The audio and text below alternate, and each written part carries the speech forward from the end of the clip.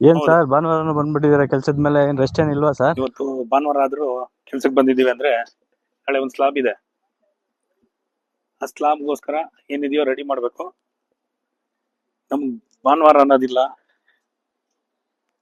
ಶನಿವಾರ ಅನ್ನೋದಿಲ್ಲ, ರಜಾ ಅನ್ನೋದೇ ಇಲ್ಲ.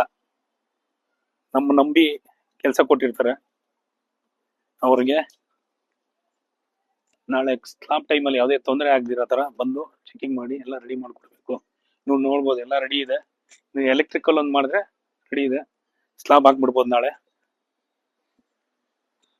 ನಮ್ಗೆ ಮೊದಲು ಕೆಲಸನೇ ಮುಖ್ಯ, ಆಮೇಲೆ ಉಳಿದಿದೆಲ್ಲ. ಈಗ ಕವರಿಂಗ್ ಬ್ಲಾಕ್ ಕೊಡ್ತಾ ಇದೀವಿ, ಎಲೆಕ್ಟ್ರಿಷಿಯನ್ ಬರ್ತಾ ಇದ್ದಾರೆ. ಕಂಬಿ ಅವ್ರದ್ದು ಲಾಸ್ಟ್ ಫೈನಲ್ ಇದೆ, ಸೆಂಟ್ರಿಂಗ್ ಅವ್ರದ್ದೆಲ್ಲ ಆಲ್ಮೋಸ್ಟ್ ಆಗಿದೆ. ನಾಳೆಗೆ ಪೂರ್ತಿ ರೆಡಿ ಇದೆ. ಇದೆಲ್ಲ ರೆಡಿ ಮಾಡ್ಬಿಟ್ಟು ಆಮೇಲೆ ಮನೆಗೆ ಹೋಗ್ತೀವಿ. Thank you. ಈ ರೀತಿ ನಂಬಿಕೆಯಿಂದ ನಿಮ್ಮ ಕೆಲಸಗಳನ್ನ ನಮಗೆ ಕೊಡ್ಬೋದು. ನಾವು ಜವಾಬ್ದಾರಿ ತಗೊಂಡು ನಿಮ್ಮ ಕನಸಿನ ಮನೆಯನ್ನ ನನಸು ಮಾಡಿಕೊಡ್ತೀವಿ. ಯಾವುದೇ ಕನ್ಸ್ಟ್ರಕ್ಷನ್ ಇದ್ರೂ, ರಿನೋವೇಷನ್, ರೆಸಿಡೆನ್ಷಿಯಲಿ, ಕಮರ್ಷಿಯಲಿ ಇದ್ರೂ ಈ ನಂಬರ್ಗೆ ಕಾಂಟ್ಯಾಕ್ಟ್ ಮಾಡಿ.